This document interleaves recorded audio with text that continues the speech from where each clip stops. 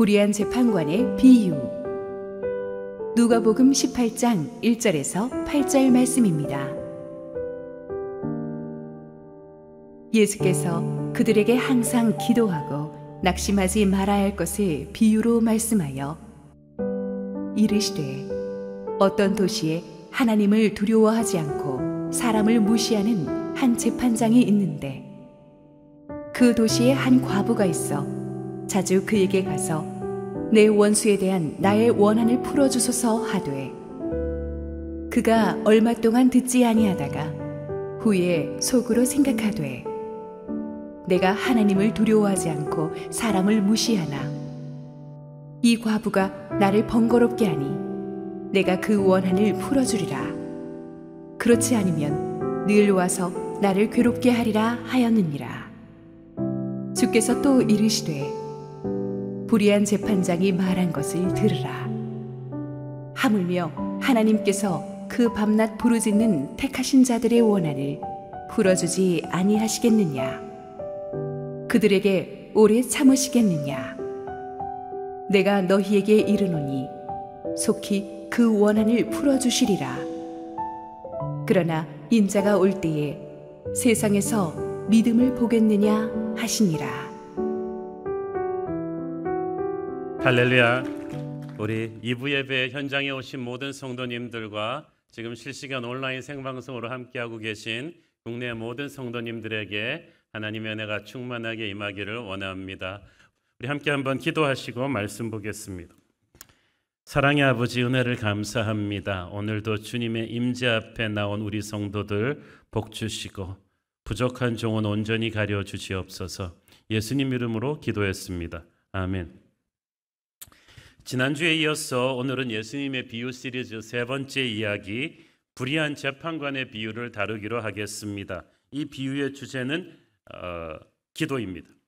예수님의 비유 시리즈가 전부 천국 비밀을 다루고 있다고 말씀드렸는데 기도는 천국의 하나님과 이 땅의 우리를 연결시켜주는 영적 무전기와도 같습니다. 전쟁터에 나가는 군인에게 총 이상으로 중요한 게 무전기죠.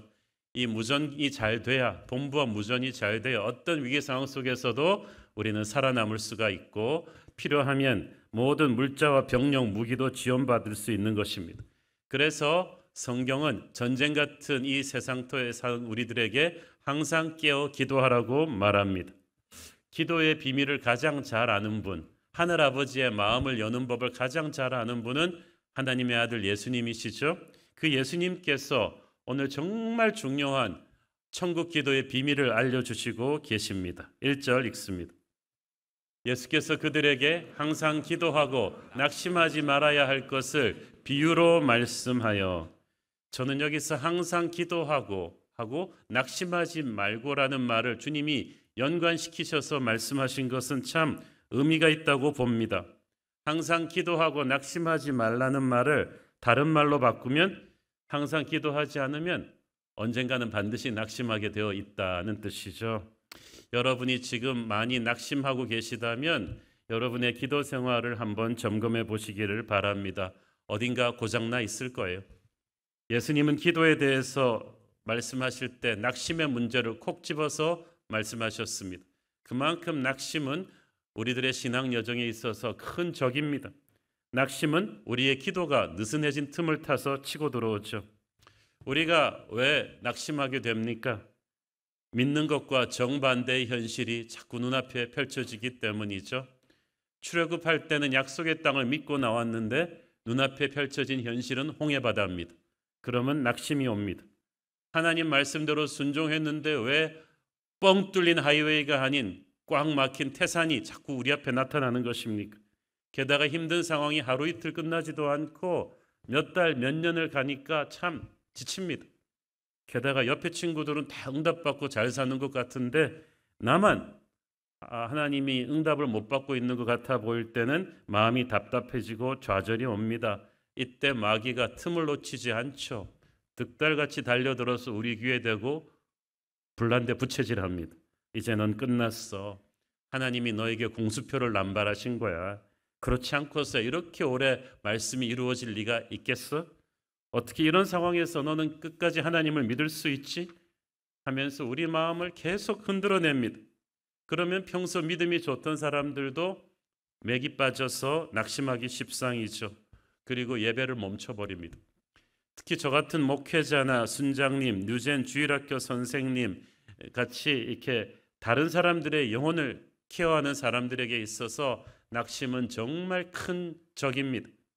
내가 아무리 열심히 해도 사람들이 변하지를 않습니다. 내 수고를 몰라주거나 오히려 나를 오해하고 떠나버릴 때 얼마나 외롭고 낭만되는지 몰라요. 이번에 컨퍼런스에서 목사님들의 공통적인 아픔은 교회가 아무리 커져도 성도들 떠날 때 적응이 안 된다는 거죠. 이유도 잘 모르고 떠날 때 막 멍하니 멘붕이 와서 하루 종일 창밖을 보면서 울고 있다는 목사님들의 이야기를 들었습니다. 그럴 때 참 낙심이 되죠. 이 설교를 하고 있는 저도 그런 낙심의 늪에 수없이 빠져본 경험이 있습니다. 혹시 이 설교를 듣고 계신 성도님들 가운데 며칠 몇 달을 기도해도 응답이 없으니까 낙심이 돼가지고 안 되는가 싶어서 기도를 멈추고 계신 분이 있습니까? 또 너무 기대했다가 실망할까 봐 아예 기도도 안 하는 분이 있습니까? 기도 제목 말했다가 이루어지지 않으면 사람들 앞에서 부끄러울까 봐, 시험 들까 봐 기도 제목도 담대히 말하지 못하고 주저앉아 있는 분이 있습니까? 그렇다면 오늘의 설교는 여러분을 위한 것입니다. 이 설교 마무리에서는 지금 여러분의 삶에서 포기해버린 기도 제목을 다시 붙들고 일어서는 그런 결단이 있기를 바랍니다. 무엇보다 부정적인 생각을 버리고 믿음의 생각을 하셔야 돼요. 과연 이 기도가 응답될 수 있을까?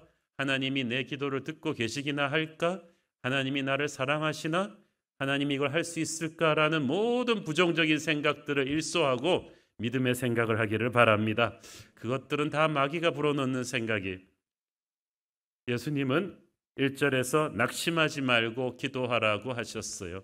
예수님은 이 비유를 통해서 끈기 있는 기도의 힘을 우리에게 알려주시고자 하십니다. 오늘의 스토리에 보면 한 도시에 재판장이 있었습니다. 그는 하나님도 두려워하지 않고 사람들도 무시하는 불의한 사람이었다고 했어요. 참 공권력 가진 힘 가진 사람이 이렇게 나쁜 사람이 걸리면 정말 답이 없습니다. 그런데 한 과부가 계속 와서 자기 원수에 대한 원한을 풀어달라고 조릅니다. 아마 단순한 원한이 아니었던 모양이죠. 큰 재산을 빼앗겼거나 먹고 살 길이 막막해질 정도로 되어서 이 문제를 해결하지 않으면 과부는 당장 살 길이 없는 그런 절박한 상황이었을 것입니다. 그녀는 절대 약자입니다. 재판관은 절대 강자입니다. 그런데 재판관이 불의한 사람이었기 때문에 4절에 보니까 얼마 동안 듣지 아니하였다고 했죠. 처음에는 과부의 요청을, 힘없는 과부의 요청을 몇 번이고 묵살해 버렸습니다. 불의한 재판관이라 하면 공정하지 않은 사람이라는 거예요. 아마 강자한테는 잘해줬을 거예요. 힘 있고 돈 있는 사람들한테는 뇌물을 받고 송사를 먼저 처리해 주는 것이 일상화된 재판관입니다. 따라서 돈도 백도 없는 과부 같은 사람이 이 재판장의 동정을 얻기는 불가능했습니다. 형편 어려울 때 여러분 관청에 가서 뭐 좀 요청했다가 거절당해 본 경험 있는 분들 계시죠? 거절당할 때마다 얼마나 자존심 상합니까? 남보기도 민망합니다. 온몸에 힘이 빠지고 서럽고 분하고 무엇보다 다시는 가기 싫습니다. 내 더러워서 막 이러고 나오죠. 그런데 이 여인은 이를 악물고 가고 그 다음 날 또 가고 그 다음 날 또 가고 3절에 보니까 그녀는 재판관에게 자주 갔다고 돼 있는데 이 말은 약해요. 영어 성경에 보니까 kept on going, 끝없이 갔다는 뜻이에요. 하루, 이틀, 한 주일, 두 주일, 한 달, 두 달 집요하게 찾아오다 보니까 재판관이 기가 질렸어. 막 출근길에 막 두리번거리게 되고요.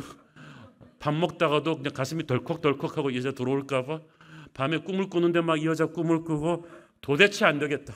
내가 이러다간 제명에 못 살겠다. 저 사람은 평생 나를 찾아올 사람이다. 그리고 손을 들었어요. 그녀의 요청을 들어주기로 마음먹었어요. 한마디로 인간적으로 불가능한 상황을 이 과부가 끈기 하나로 뚫어낸 것입니다. 이 사람이 뭐 재판관에게 영적 가마를 주었다거나 뇌물을 주었다거나 뭐 설득을 잘했다거나 그런 거 아니거든요. 오직 포기하지 않는 그 끈기가 이 상황을 기적같이 바꾼 거예요. 여기서 우리는 끈기가 일했다는 사실에 주목해야 됩니다. 이때까지 이 불의한 직후반관이 그런 식으로 무시해버린 과부 같은 약자들이 한둘이었겠습니까?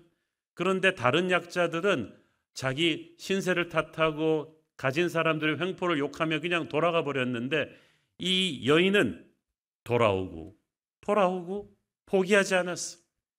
이 여인의 캐치월드를 인생관을 한마디로 표현하자면 I'll be back이죠.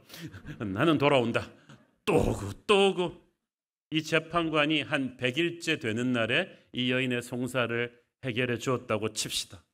근데 만약에 이 여인이 99일째 거절에 포기했더라면 기적은 일어나지 않았을 것입니다. 자, 석공이 큰 돌을 쪼개기 위해서 망치로 내리칩니다. 100번째 망치질에 돌이 깨집니다. 그것은 결코 100번째 마지막 망치질 때문만은 아니죠. 그동안 계속해왔던 99번의 망치질이 조금씩 크랙을 낸 것이고 100번째 망치질은 거기에다가 마침표를 때린 것뿐이죠. 기도도 그렇습니다. 한 톨도 땅에 떨어지지 않고 영적인 세계에 계속 쌓입니다. 여리고성을 7바퀴 하루에 한 바퀴씩 돌았을 때, 여러분 마지막 날 소리 질렀을 때 그것만 가지고 무너진 게 아닙니다. 첫날, 둘째 날, 셋째 날에 기도 말치가 쌓인 거예요. 영적인 세계에서 한 번, 두 번 크랙이 갔어요. 우리 눈에 보이지 않아도 보이지 않는 영적인 세계에서 기도는 이미 금을 내고 있음을 믿습니다. 그래서 제일 아까운 분들이 하늘나라 가면은 수치인 불명의 하나님의 축복들이 많이 쌓여 있대잖아요. 왜 수치인 불명이 됐냐 하면은 99번째 기도에서 포기해버린 사람들한테 응답이 안 간 거야. 여러분 얼마나 아까운 일입니까? 한 유명한 스포츠 트레이너가 그 말을 했습니다. 톱 클래스에 가면은 언제든지 챔피언이 될 수 있는 재능이 있는 선수들이 많다는 거예요. 그렇다면 그 수많은 선수들 중에서 챔피언과 그렇지 않은 사람의 차이는 뭐냐? 재능이 아니라는 것입니다. 차이는 매일 계속되는 훈련의 지루함을 누가 끝까지 견딜 수 있는가? 거기에 달려 있다는 거예요. 응답받는 크리스천과 그렇지 못한 크리스천의 차이도 똑같습니다. 누가 끈기 있게 기도하는가에 따라서 누가 100번째 망치질을 때리느냐 아니면 누가 99번째 포기하느냐, 이 미세한 차이가 하늘과 땅의 기적을 갈라버립니다. 오래전에 미국 조지아주 아틀란타에서 기자로 일하던 매고릿이라는 여성이 있었어요. 그녀는 불의의 사고로 다리를 크게 다쳤습니다. 26살쯤으로 기억합니다. 실직했습니다. 그렇지만 그녀는 자신의 처지에 대해서 원망하지 않고 내가 소설을 쓰고 싶었으니까 이 기회에 소설을 쓰자. 그리고 글을 썼어요. 그 당시 타이프라이터 보시면 똑똑 떨어지는 굉장히 치기 힘든 타자를 가지고 7년이 넘게 남북 전쟁을 배경으로 한 1000페이지가 넘는 장편 소설을 썼습니다. 근데 마가렛이 그렇게 힘들여 쓴 소설을 문제는 어느 출판사에서도 출판하려 하지 않았어요. 전혀 지명도가 없는 무명 작가의 글을 1000페이지나 넘게 그런 두꺼운 소설로 출판해서 출판사가 너무 위험한 거예요. 모험이. 그래서 그녀는 불편한 다리를 질질 끌고 수많은 출판사의 문을 두드렸지만 거절당하고 또 거절당했어요. 그렇게 3년이라는 시간이 흐르는 동안 가엾은 그녀가 가방에 듣고 다니던 원고는 이미 빛이 바래지고 막 너덜너덜해졌어요. 그런데 독실한 크리스찬이었던 매거릿은 포기할 수가 없었어요. 이 시련도 하나님의 섭리 가운데 있다고 믿으면서 기도하면서 또 찾아가고 또 찾아갔는데 모든 출판사들한테 거절당했습니다. 그런데 오늘 아틀란타 지방신문에 뉴욕 맥말란 출판사라는 아틀란타의 출판사와는 비교도 할 수 없는 큰 출판사 사장이 매거릿이 살고 있는 아틀란타를 방문한다는 기사가 실렸습니다. 그 사람이 아틀란타를 방문하고 떠나는 기차역으로 매거릿은 달려가서 기다렸습니다. 그 사장님을 붙들고 제가 쓴 소설 원고입니다. 한 번만 읽어봐 달라고 간절히 매달렸습니다. 사장은 그런 사람들이 워낙 많으니까 귀찮아서 뿌리치려다 그녀의 눈빛을 딱 보니까 오늘 본문에 나오는 과부의 눈빛이에요. 이 아줌마는 포기할 사람이 아닌 것 같단 말이죠. 그래서 I'll check it out. 영어로 그 말은 그냥 알았다고 그냥 못 이기는 척 그 원고 같은 가방을 받아들었습니다. 기차를 타고 쭉 가는데 하나님의 은혜로 아틀란타에서 뉴욕까지 기차 시간이 무지 길어요. KTX가 아니에요. 그 당시 시간으로 벌써 13시간이 넘게 가는 기차 시간이 있기 때문에 이 사장이 무료하니까 에휴 시간 소일이나 해야겠다고 그 두꺼운 원고를 첫 페이지를 꺼내서 읽기 시작하는데 이게 너무 재밌는 거예요. 그래가지고 밥 먹는 것도 모르고 13시간 내내 이 사장이 글을 읽더니 뉴욕에 내려서 자기 집에 가서도 밤새워서 그 책을 다 읽고 나서 이렇게 재미난 소설이 초야에 묻혀 있었다니 바로 편집부에 넘겨서 출판을 했는데 이 책이 출판된 지 6개월 만에 100만 부가 넘게 팔리고 그의 플리처장을 수상한 훗날 영화로도 만들어져서 대형 히트를 한 마가렛 미첼의 바람과 함께 사라지다입니다. 그 미국인들이 가장 좋아하는 소설로 꼽혔던 이 바람과 함께 사라지다는 이 마가렛 미첼의 포기하지 않는 끈기가 있었기 때문에 빛을 보게 된 작품이에요. 만약 그녀가 중간에 그 수많은 거절 때문에 낙심하고 주저앉았더라면, 그녀가 계속 기도하면서 문을 두드리지 않았더라면 금세기 미국의 가장 위대한 소설은 결코 세상으로 나오지 못했을 것입니다. 오늘 여러분의 기도 제목 중에 그런 제2의 바람과 함께 사라지다가 있을지 모르겠어요. 기도 제목을 꺼내서 먼지를 털어내고 다시 한번 기도해 보지 않겠습니까? 예수님은 아무나 기도해서 되는 게 아니고 택자들, 하나님의 자녀들의 기도의 힘이 크다고 했어요. 예수님께서 굳이 이런 불의한 재판장과 하나님을 비교해서 왜 이 비유에서 말씀하셨겠어요? 문학에서 극과 극을 대조하는 문학 기법이에요. 이렇게 나쁜 재판장도 끈기 앞에서 무릎 꿇는다면 선하신 아버지께서 너희의 끈기 있는 기도에 응답하시는 건 당연하다는 것을 말씀하십니다. 7절에 보니까 하나님께서 그 밤낮 부르짖는 택하신 자들의 원한을 풀어주지 아니하겠느냐. 택하신 자들은 예수님이 보혈로 구원하신 하나님의 자녀들이에요. 기도는 얼마나 유창하게 하느냐가 문제가 아니에요. 누가 기도하느냐가 문제죠. 아무리 뛰어난 대학 교수가 저한테 와서 아주 논리적인 말로 1시간 설득을 해도 안 넘어갈 일도 우리 애가 그냥 말도 안 되는 소리로 막 엉엉 울면서 얘기하면 그냥 마음이 열리는 게 부모 마음이죠. 여러분은 이렇게 제3자한테 불의한 재판장한테 기도하는 것이 아니라 여러분을 사랑하사 독생자를 여러분을 살리기 위해 보내신 하늘아버지의 선하신 마음 앞에 와서 기도하는 것입니다. 응답을 의심하지 마십시오. 저는 특히 주님께서 밤낮 부르짖는 자들의 원한을 풀어주지 아니하겠느냐 하는 말에 탁 마음이 갑니다. 기도 응답이라는 말을 예수님은 왜 이렇게 이상하게 하실까요? 원수들은 눈에 보이는 인간의 원수가 아니라 하나님의 백성을 공격하는 마귀들을 말하는 거예요. 결국 예수님께서는 이 기도 응답을 이야기하시면서 영적 전쟁을 말씀하십니다. 여러분, 모든 기도는 본질상 영적 전쟁의 성격이 있어요. 자, 이 말을 하면 어떤 분은 그렇게 얘기합니다. 아유, 목사님, 저는 영적 전쟁 같은 무서운 말 하기 싫습니다. 저는 마귀와도 척지고 싶지 않아요. 저는 마귀와 전쟁하려고 기도하는 거 아닙니다. 저는 그저 하나님이 내 자녀 축복해 주시고 사업 잘 되게 해 주시고 병 치료해 주시면 되고 주님 일 잘하도록 해 주시면 되지 뭐 그런 전쟁 같은 무서운 말 하지 마세요. 왜 기도가 전쟁입니까? 그렇지만 여러분이 원튼 원하지 않든 전쟁은 시작되었어요. 여러분이 예수 믿는 그 순간부터 마귀의 관점에서는 배신자고 반역자예요. 자신의 통치 밑에 있던 죄에 노예된 여러분이 예수님 믿고 나서 이제 자유함을 얻고 예수님의 자녀가 되었는데 마귀의 입장에서 그거보다 화나는 일은 없습니다. 그래서 그때부터 여러분은 마귀의 넘버원 타깃이 되었습니다. 여러분이 원튼 원하지 않든 마귀는 공격합니다. 여러분의 몸을 공격하고 마음을 공격하고 안 되면 여러분의 가정을 공격하고 직장을 공격하고 24시간 동서남북에서 공격을 합니다. 하나님이 여러분을 예뻐할수록 여러분이 하나님께 헌신하면 할수록 공격이 들어오기 때문에 나는 영적 전쟁 같은 거 싫다 그런 말 하지 마세요. 싫어하든 좋아하든 상관은 없어요. 예수 믿는 그 순간부터 전쟁은 시작되었고 여러분이 축복받는 것 가장 싫어하는 게 마귀예요. 여러분이 능력받는 것 가장 싫어하는 게 마귀고 여러분의 자녀가 믿음의 자녀로 자라는 거 제일 싫어하는 게 마귀이기 때문에 가장 중요한 기도는 이 모든 마귀의 공격으로부터 우리가 보호받는 것입니다. 승리하는 거예요.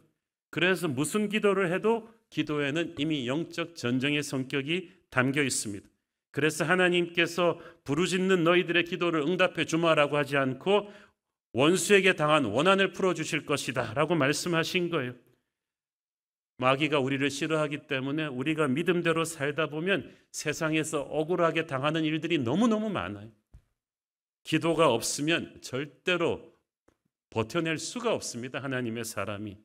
여러분이 직분이 높아지면 질수록 교회에서 집사가 되고 또 권사가 되고 장로가 되고 목사가 되면 될수록 영적인 공격이 극심해요.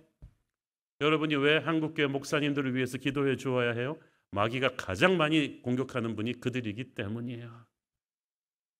우리가 하나님께 더 헌신하면 할수록 마귀로부터 당하는 공격이 극심하기 때문에 이 마귀와의 공격에서 예방주사가 기도고 가장 확실한 수비는 공격이기 때문에 기도하는 것입니다. 그러므로 예수님께서 항상 기도하는 여러분을 이 영적 전쟁의 승리자로 세워주실 것입니다. 특히 주님께서는 하나님의 택하신 자들이 밤낮 부르짖는 것을 들어주신다고 했어요. 이 말이 중요합니다. 부르짖는다는 말을 영어 성에 보니까 cry out, 침묵 기도가 아니라 입술로 기도하는 거예요. 자, 여러분 침묵 기도 좋습니다. 필요합니다. 하지만 우리의 기도를 입 밖으로 내어서 또박또박 소리가 나게 하는 게 중요해요. 성경에 보세요. 시편 77편 1절 시작. 내가 내 음성으로 하나님께 부르짖으리니 내 음성으로 하나님께 부르짖으면 내게 귀를 기울이시리로다. 어떤 분들은 말합니다. 하나님은 내가 생각만 해도 아시는데 뭐 굳이 기도하나? 그렇지만 부모는 자녀의 음성을 듣고 싶어요. 하나님은 우리의 음성을 듣고 싶어 하세요. 그래서 우리의 음성으로 또박또박 그렇죠? 날마다 쏟아지는 모든 문제거리들과 근심거리들을 하나님께 아뢰야 되는 거예요. 그때 하나님은 우리의 음성으로 하는 기도를 들으시고 은혜를 베푸십니다. 이사야 65편 24절을 보세요. 그들이 부르기 전에 내가 응답하겠고 그들이 말을 마치기 전에 내가 들을 것이며, 이 말에 숨겨진 의미는 일단은 불러야 된다는 거예요. 말을 하라는 거예요. 그래야 마치기 전에 응답이 있을 것이고 부르기 전에 응답이 있을 거라는 뜻입니다. 또한 부르짖으며 기도하는 것은 정말 혼신의 힘을 다해 기도하는 걸 말합니다. E.M. 바운스는 말했어요. 천국은 미지근한 기도를 들을 수 있을 정도로 한가한 곳이 아니라고 했어요. 기도의 용사들은 혼신의 힘을 다해 뜨겁게 기도합니다. 마음속에서 일어나는 이 거룩한 열정이 불이 되어서 하나님의 임재 앞으로 가는 게 바로 기도인 거예요. 이런 열정적인 기도는 하나님 보좌로 나가는 길에 있는 모든 마귀의 방해물들을 확확 태워버리죠. 이 열정의 기도는 성령으로부터 나옵니다. 이 성령의 불을 우리가 인간적으로 만들어낼 수 없어요. 오직 예수님의 보혈 앞에 회개한 자, 마음이 가난하고 겸손한 자, 의에 줄이고 목마른 자, 이 세상 그 어떤 것보다 주님을 사랑하는 자, 주님이 아니면 다른 데 갈 데도 없는 자의 절박한 울부짖음이 성령의 불을 떨어뜨리게 하는 것입니다. 저는 우리 성도들에게 그런 거룩한 열정의 기도가 올라가기를 바랍니다. 밤낮 부르짖는 기도는 포기하지 않는 믿음의 기도예요. 여리고성이 마지막 7바퀴 돌고 무너지는데 6바퀴, 5바퀴째 좀 금이라도 가주면 좋겠는데 눈에 보이는 세계에서는 그 금이 보이지를 않아요. 영의 세계에서는 보였는데 왜? 하나님은 우리의 믿음을 빌드업하고 계시거든요.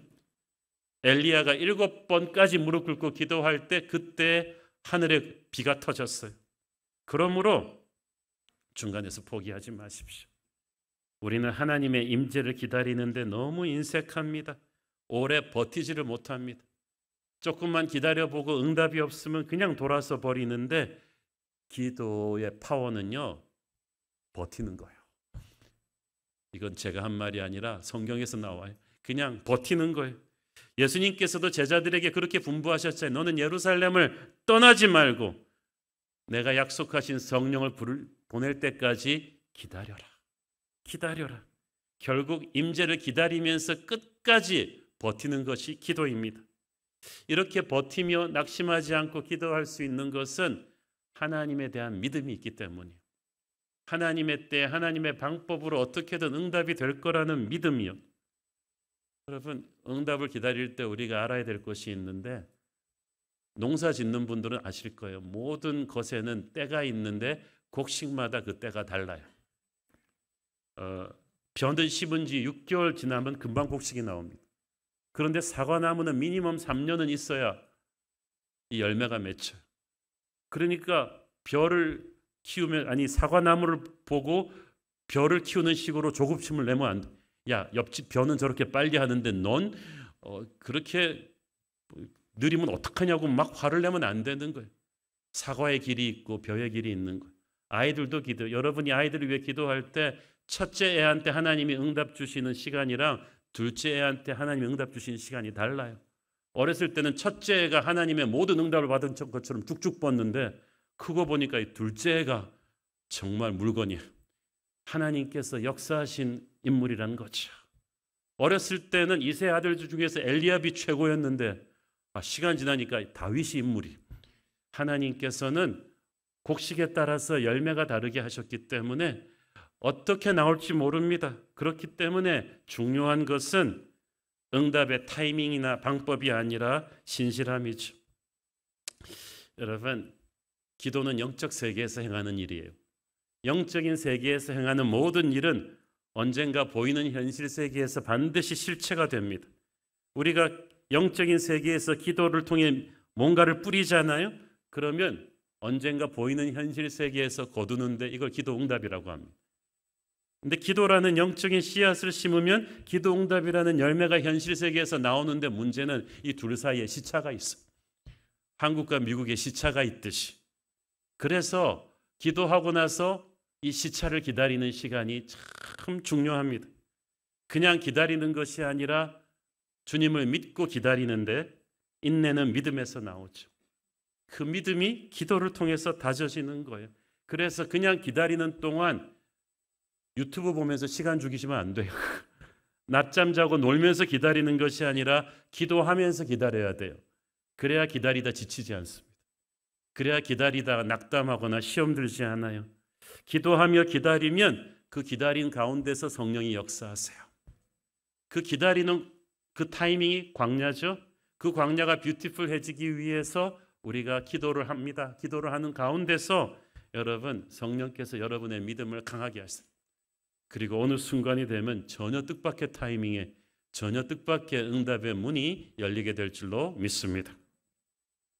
부르짖는 기도는요, 절박하기 때문에 오는 집중력이에요. 옵션이 많은 사람은 이런 기도 못해요. 과부의 기도가 왜 무섭냐? 과부한테는 플랜 B가 없어. 이 재판관이 안 되면 딴 데 백을 써보고 전화도 돌려보고 이렇게 할 수 있는 게 없어요. 돈도 없고 백도 없고 아무것도 없기 때문에 과부는 그냥 오로지 한 우물만 파는 거죠. 재판관 앞에 그냥 스토커처럼 붙어가지고 딱 붙들고 있는 거예요. 부르짖는 기도의 집중력이에요. 사도행전 1장에 보면은 오순절 성령 강림을 기다리던 마가다락방에 120 성도들이 그랬어요. 예수님 승천하신 뒤부터 성령 강림까지 한 열흘 정도 시간이 있었는데 그들은 오로지 기도에 힘썼다고 했어요. 그 말은 기도 말고 딴짓은 하지 않았다는 거죠. 처절하게 무섭게 한 거예요. 왜냐하면 불안하고 두렵고 무서운데 딴 거 할 게 없어. 할 수 있는 게 없어. 그래서 기도한 거예요.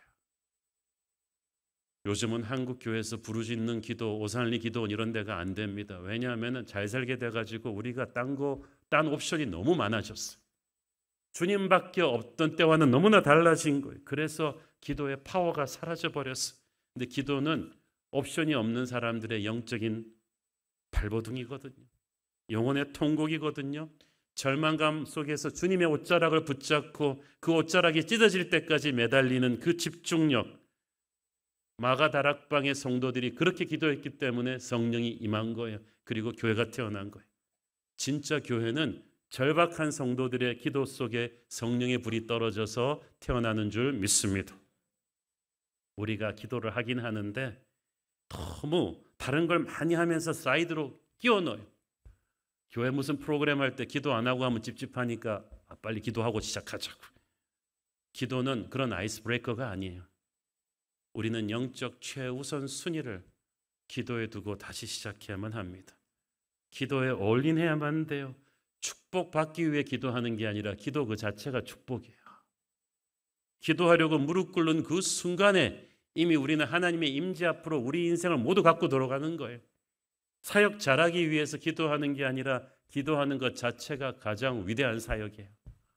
여러분이 기도로 주님의 임재 앞에 가면서 여러분의 자녀를, 여러분의 사업을, 여러분의 건강을, 여러분의 사역을 모두 쓸어 넣는 거예요. 주님의 임재 앞으로. 그리고 그게 제일 위대한 투자예요. 주님의 임재 앞으로 쫙 문제투성이에 내 인생을 쓸어 넣는 순간 주님의 은혜의 빛이 구석구석 내 인생을 만지기 시작합니다. 내가 뛰어다니는 때보다 100배의 역사가 일어날 것입니다. 마지막 때에 주님이 찾으시는 것이 있어요. 8절에 보면 인자가 올 때 세상에서 믿음을 볼고 있느냐. 마지막 때에 전부 세상이 타락하고 어지럽고 교회가 핍박당하고 하나님이 안 계신 것처럼 사람들이 살아가는 그때에도 진짜 믿음을 가진 자들이 있겠느냐 이렇게 물으시는 것은 마지막 때일수록 나는 진짜 믿음 가진 자들을 찾기를 원한다. 그 사람들에게 불을 줄 것이다. 그 사람들을 통해 역사할 것이다. 근데 오늘 본문에서 예수님은 마지막 때에 주님이 원하시는 진짜 믿음은 끈기 있게 기도하는 사람들이라는 거예요. 이 과부의 무서운 집념으로 기도하는 교회를 주님은 마지막 때에 찾고 있는 줄 믿습니다. 믿음의 가장 큰 증거는 포기하지 않고 기도하는 거예요. 믿습니다. 크게 한다고 믿음 좋은 거 아니에요. 질릴 정도로 기도하는 사람이죠. 하루에 몇 시간 기도합니다. 이거는 아니에요. 24시간 그냥 기도 모두에 걸려 있는 사람이죠. 믿음이 있는 사람은 늘 주님과 대화하겠죠. 주님의 임재 안에서 살고 호흡하고 움직입니다. 세상이 어둡고 하나님이 안 계신 것 같아요. 이거는 기도를 잃어버린 사람의 탄식입니다. 아무리 현실이 힘들어도 기도하는 사람은 하나님의 살아계심을 자기 삶 속에서 체험합니다. 기도하는 사이에 믿음의 머슬이 점점 단단해져요. 믿음의 날개가 점점 커져서 시작할 때는 까마득하게 보였던 목표가 어느새 기도하고 보니까 바로 내 눈앞까지 와 있는 것을 체험하게 될 것입니다. 마지막 때 하나님께서는 우리의 지속적인 기도를 원하고 계세요. 하나님을 푸시하기를 원하세요. 이사야서 62장 6절 7절 보세요. 예루살렘이여 내가 너의 성벽 위에 파수꾼을 세우고 그달로 하여금 주야로 계속 잠잠하지 않게 하였느니라. 너희 여호와로 기억하시게 하는 자들아 너희는 쉬지 말며 또 여호와께서 예루살렘을 세워 세상에서 찬송을 받게 하시기까지 그로 쉬지 못하시게 하라. 저는 이 말이 그냥 싹 마음에 듭니다. 기도의 화끈한 정의죠. 기도는 하나님을 쉬지 못하시게 하는 것이다. 더 말하자면 하나님을 끝없이 일하게 하는 것이다. 제가 신방 다니면 하다가 쓰러져요. 그러나 하나님은 지치지 않고 신방할 수 있어요. 그래서 제가 아는 분은 교회가 중간에 좀 비면 주님 지난주에 좀 신방을 덜 하신 것 같습니다. 적극적으로 신방해 주십시오라고 그냥 강단에서 눈물로 기도하신다는 거예요. 우리가 쉬지 않고 기도하면 하나님이 쉬지 않고 일하십니다. 그러면서도 좋아하세요. 하나님께서 우리가 쉬지 않고 기도하면 이렇게 짜증 내실 거예요. 야, 자꾸 기도해가지고 나를 못 쉬게 하는 거야. 나도 공휴일이 있단 말이야. 이렇게 하지 않으시는 거예요. 하나님께서는 오히려 격려하세요. 쉬지 않고 기도해. 내가 너희들을 위해서 역사하고 싶어. I want to bless you. 내가 너를 축복하고 싶어. 나의 영광을 흘려보내고 싶어. 내가 쉬지 않고 일할 수 있도록 쉬지 않고 기도해. Come on, 더 기도하라고. 바꾸어 말하면 이거예요. 너희들의 기도가 멈추면 나도 멈출 것이다. 내가 일할 기분이 아니다. 내가 계속 신나서 일하게 하려면 너희들의 열정의 기도를 다오. 하나님의 기쁨은 우리의 열정의 기도를 먹고 사는 거잖아요. 그래서 성경에 나오는 모든 믿음의 용사들을 보세요. 능력이 출중한데 능력 없는 사람처럼 기도해요. 다니엘이 공부 못하는 사람도 아닌데 아침, 점심, 저녁으로 그게 불같이 기도하니까 그는 바벨론의 그 어떠한 행정가들도 따라올 수 없는 탁월함이 있는 거죠. 공부 안 해도 되는 애가 더 열심히 공부하는 거예요. 믿음이 그렇게 큰데도. 예수님을 보세요. 능력으로 따지면 기도 안 해도 되는 분이 예수님인데 항상 기도하시니까 성령의 임재가 가득하지 않습니까? 구하고 찾고 두드리고 금식하는 손으로 이 기도의 강도를 계속 최후 승리를 얻기까지 성령께서 계속 푸시하죠. 새로운 교회 정도면 부흥했으니까 더 기도 안 해도 됩니까? 지금부터 진짜 기도의 엔진을 한 2개, 3개를 달아야 될 때가 아닙니까? 여러분, 꿈꾸는 사람들은 많아요. 그럴듯한 말하는 사람들은 많아요. 꿈을 이뤄내는 사람은 기도하는 사람이에요. 기도하는 사람만이 하늘의 능력을 다운로드할 것입니다. 무엇보다 교회는 혼자 끈기 있게 기도하기 힘들 때 힘을 실어줄 기도의 동지들로 가득 찬 공동체입니다. 혼자 기도할 수 없을 때 손을 잡고 한두 명만 합심 기도를 해줘도요, 힘이 살아나요. 우리가 함께 이 기도의 열기를 다시 끌어올릴 때 낙심하는 마음을 차고 일어나 우리는 강한 믿음으로 승리할 수 있을 것입니다. 저는 이번에 오신 목사님들한테도 그걸 나누었지만 지금까지 우리 새로운 교회의 부흥은 목회자와 성도들 모두가 어떤 힘든 일이 터져도 포기하지 않고 불같이 함께 기도해서 뚫고 왔기 때문입니다. 모든 예배마다 이 100명 이상의 중보기도 팀의 기도가 있었기 때문에 우리 교회 예배는 찬양 시작할 때부터 성령 충만하지 않습니까? 앞으로도 우리는 과부의 그 끈기로 뜨겁게 기도하는 교회가 되기를 원합니다. 마지막 때 우리 주님이 찾으시는 그런 믿음의 교회는 과부의 끈기로 기도하는 교회예요. 그런 교회를 주님이 복 주시지 않으면 어디를 복 주시겠습니까? 저와 여러분이 그런 복 받는 존재들인 줄 믿습니다. 기도하겠습니다. 하나님, 은혜를 감사합니다. 이 비유를 통해서 우리가 정말 포기하지 않고 기도하는 것이 얼마나 중요한지를 알게 하시니 감사합니다. 우리는 아무것도 아닙니다. 아직 이룬 것이 없습니다. 절박하게 기도하게 하옵소서. 그래서 주님이 일하시게 하옵소서. 예수님 이름으로 기도했습니다. 아멘.